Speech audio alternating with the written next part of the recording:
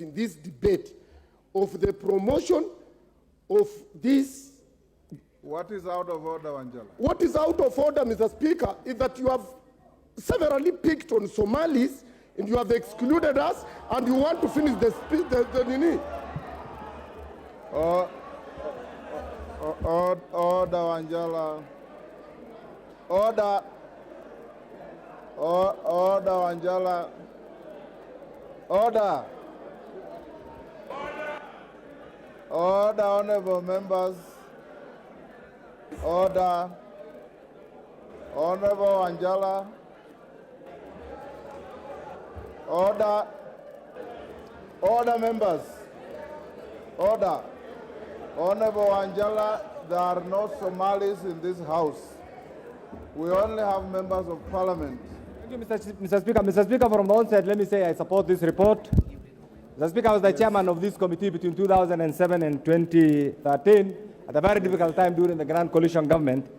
I have interacted with Noordin as an advocate, as an intelligence officer, and currently as the DPP, and now being confirmed today, inshallah, as the next DG. Mr. Speaker, in all this, what is coming out is Noordin is a quintessential, pragmatic intelligence officer, Mr. Speaker, and I have no doubt in my mind that he's going to contribute to the further transformation of our intelligence community. Thank you. I support this, Mr. Speaker. Thank you. Farah Maalim, 1 minute. Mr. Speaker, I also want to add my voice in support of this motion. I have known personally Noordin from the time he was very young, and I am convinced any country, for a country to prosper and for a country to have a proper security machinery, we must have an intelligence service that is perfect in every sense of the word.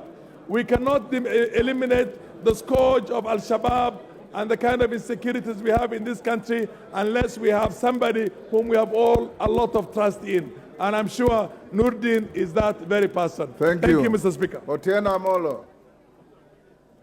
Mr. Speaker, I support the motion based on the law. Mr. Speaker, I have looked carefully at Section 6 and 7 of the Act and Articles 238 and 239 of the Constitution. Mr. Speaker, what is required of an holder of this office is in terms of learning, experience, and trust. It is not the same requirement as the office of the DPP, for which even those who opposed his appointment had raised issues of independence and impartiality. In fact, I think that we must thank Mr. Haji, because anyone who may have had an issue, and it is in court, so I will not comment on it, then has an opportunity now to debate a new DPP, because he has left 4 years earlier. But on this, it's not an independent office that requires all those other things. It only requires gaining the trust of Kenyans, gaining the trust of this nation. Thank you. I'll indulge the member for Ijara. Oh, Goja, I had mentioned KJ. Yes, KJ, 1 minute. Thank you very much, Mr. Speaker. I stand to support the report that has been presented by the Chairman of Defense. And Mr. Speaker, by passing the appointment of Noordin Haji, we shall actually be doing what this country needs to be doing. We shall be rewarding merit, Mr. Speaker. But that is not why I rise, Mr. Speaker. I rise to say that the task that is on the hands of Mr. Noordin Haji is greater than what we even imagine. In a new world, Mr. Speaker, intelligence will require that we apply new technologies, we apply new and emerging trends in intelligence gathering, Mr. Speaker. So it is to tell Mr. Haji as he takes office that he needs to look into the new space of artificial intelligence, of robotics, of emerging technologies, so that he can up the game of intelligence in this country, and we can end up being a pilot and a case study. Time up. Member for Ijara, 1 minute. Mr. Speaker, thank you for giving me this time. Mr. Speaker, thank you for giving me this time. On behalf of Ijara people, I am grateful and indeed honored to thank His Excellency the President for giving us, appointing us one of our son to head the security docket.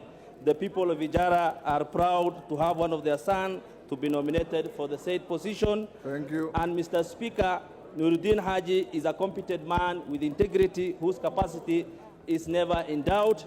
And when he's worked at the DPP and the Deputy Director of Counterintelligence, he received integrity awards and gained confidence and trust of Kenyans. I welcome his appointment, and I urge and request colleagues that has been nominated for this job is a distinguished officer, Mr. Speaker, who has served in the service very well, who has an exemplary career, Mr. Speaker, in the service. And Mr. Speaker, I think is one appointment that is going to move this country forward, Mr. Speaker, and this should be an example of all appointments that will be brought to this House, Mr. Speaker. Mr. Speaker, this is an important institution in our country, Mr. Speaker. This is an institution that is going to protect and provide the safety of the citizens of this country, Mr. Speaker, and for that reason, is an institution that must be headed and guided by somebody who has the capacity, the knowledge, and the temerity to do the kind of work that is related to that institution, Mr. Speaker, and no one fits, and the skills required to do this work, Mr. Speaker.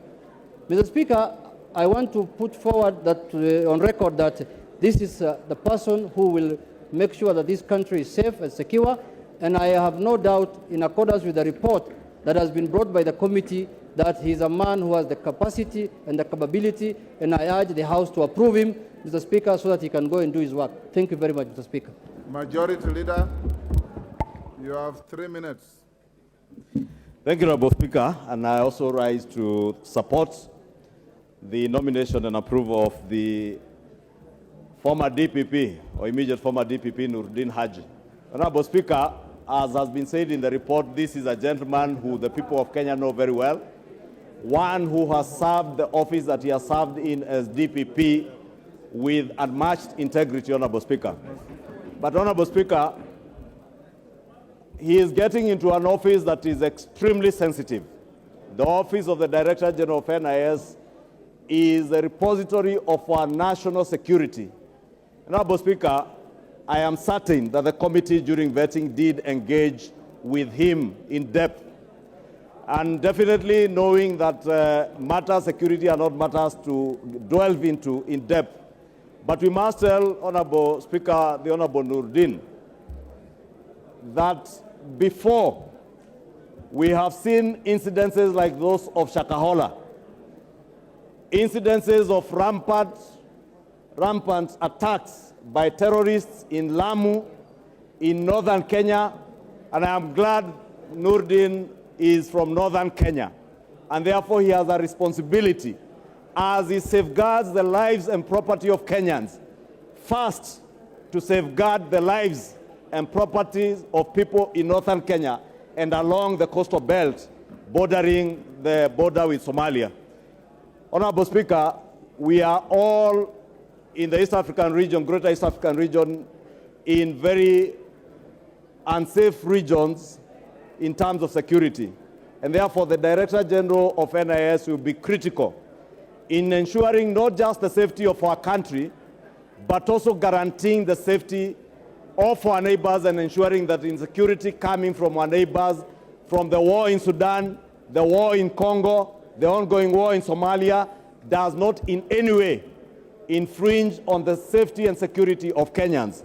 Honorable Speaker, I also hope and I pray, and I know the Noordin Haji is a dedicated public servant who will never allow state capture to take over his office as Director General of NIS.